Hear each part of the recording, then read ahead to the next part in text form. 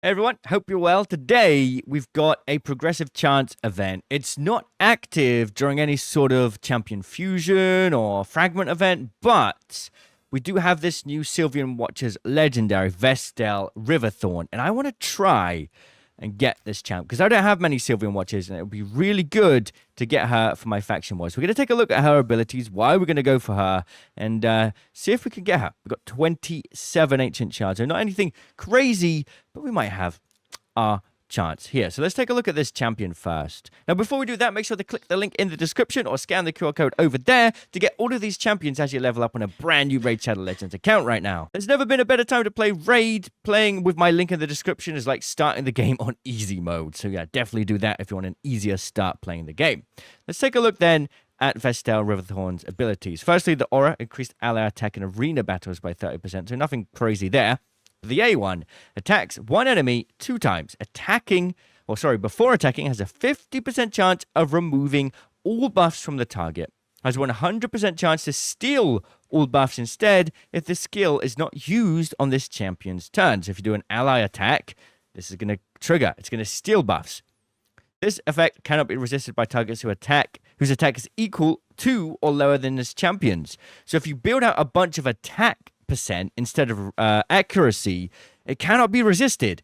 So you get a champion that can do ally attacks, and she's just going to keep stealing buffs, which is crazy. And you can increase the damage and the debuff chance as well. Or, well, I guess the chance of hitting. And then we got an A2. Attacks one enemy. Before attacking, places a 50% increased attack buff and a 15% shatter buff on this champion for 2 turns. Will ignore block damage and stone skin buffs. Grants an extra turn if this attack kills an enemy. If the target survives, fills the turn meters of all allies by 30% instead. So a turn meter control there. Pretty good. The A3. Attacks all enemies. An AoE attack. Before attacking, has a 75% chance, and this can be increased up to 100%. Of placing a 25% weakened debuff for 2 turns on all enemies. This debuff cannot be resisted by targets whose attack is equal to or lower than this champion's.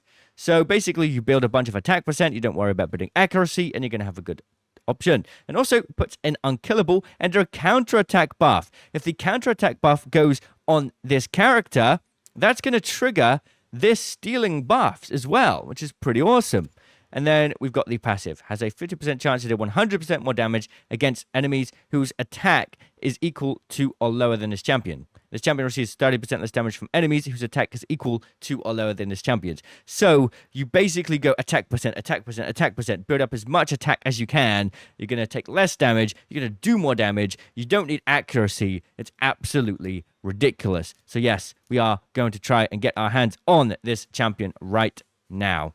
There's also a Void progressive with the Assassin's Creed champ, the Event Dungeon, Pontiff Augustin. Not too worried about him, although the ally speed in all battles by 24% is pretty nice. Not going to lie. 19% is already pretty good, but 24 is pretty crazy. Okay, here we go. Let us go. I think we got a legendary from Ancients a little while ago, so something to consider here. I believe this is the clan versus clan kicking in. Oh, we got Durandal. Okay, look at Durandal. Dark Elves. Pretty interesting, good at arena defense. Wait, hang on a minute. Yeah, so we're getting more points for our clan. We're currently absolutely destroying them. Shame there's no personal rewards this time. I always feel like my clan does badly when there's personal rewards, and it does really well when there isn't. Strange. Anyway, we shall continue. Another rare. Okay, we've got Honor Guard again. Okay, Mr. Honor Guard, of course. Let's see who else we're getting. Oh, God. Wagonbane. Interesting. I'm tempted to pull my Sacreds. I don't know. I would quite like to get my hands on it, but even still, it's a 15... The 15x. So it's not massive. You know, there's so many legendaries now. By the way, I'm just going to pull this Void. I'm pretty close to getting my Mercy on Void, so I thought, let's just try it. Nope, nothing. Okay, so let's go back to the Ancients. Let us go back to the Ancients and see what we can get. Faction Wars is probably the thing I'm struggling the most with, honestly. Still, to this day, I have neglected it a lot. I've got so much gear and quite a lot of decent champions now. I need to start gearing up my champs building out my faction wars teams and getting it done and getting all the rewards there because I've just been neglecting it. I think it's finally time we do it. Maybe we'll do a video about it or something. Who knows? Like building out faction wars teams, that could be pretty interesting. There's so many champs to go through. Could make it it would be like an hour long or something. Just go through all of the factions, building out teams, putting the gear on. Another wagon bane. Ooh, no. What do you think? Would you like to see that? Let me know if you would. Perhaps we could consider doing it. Just want to take a quick pause and show you exactly what I mean. Like if I go to my champions, I have and we go look just by like legendary, I have a lot now. And then obviously all of my epics as well. There's a lot. There's a lot. And then if I go for my gear, let's just let's go like look at all this. Look at it all. Look at all this gear. This is all 6-star gear. I've sold everything else. 900 items of gear to go through, which is pretty crazy. Not gonna lie. Anyway, we continue. We continue. What have we got? Oh, yes. Meat carver toe log. Great. Gotta love meat carver toe log. And yeah, okay. Unfortunate. I think that, I mean, we can have a look at my faction progress here, actually. If I show you real quick. Hang on. Go to battle. Faction wars. Look. I'm part 8 out of 21. Hardly made any progress. My orc team. I have some orcs, but I haven't built them out.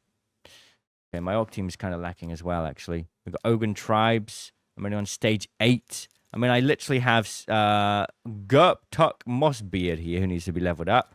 We've got Uugo. We've got Blizzard, the Howler, which needs to be geared up. Like, we've got a decent set of Ogren tribes. We need to do that. I'll put more effort in. We really, really do. There's also a soul summon party, a summon pool right now. No champions that I'm interested in. Check the so much. Ooh, Ezio splits. Oh, what a shame. We do not have it. We do not have enough for that. No problem, no problem. Let us continue then. Let us continue.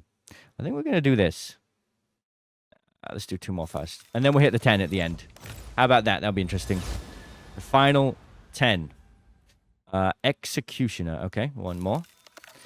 I don't know, man. At the end of the day, we're building up our mercy. It's quite fine. I'm just hoping right around the corner we've got a champion summon event and not a summon rush. Because I have a champion chase, rather. I have a lot of champions that we can certainly pull for. All right, here we go. Here we go, then. Final 10. Let's see. Epic. No, not today. Not today. But if you have a bunch of ancient shards, I don't know. I honestly think this champion's worth trying to get your hands on. I think that this is a very, very underrated champ. Well, not underrated. Very properly rated. I think everyone realizes the potential of Vestele. Riverthorn. Are you going to try and go for it? Let me know. And I'll see you all in the comments. Cheerio.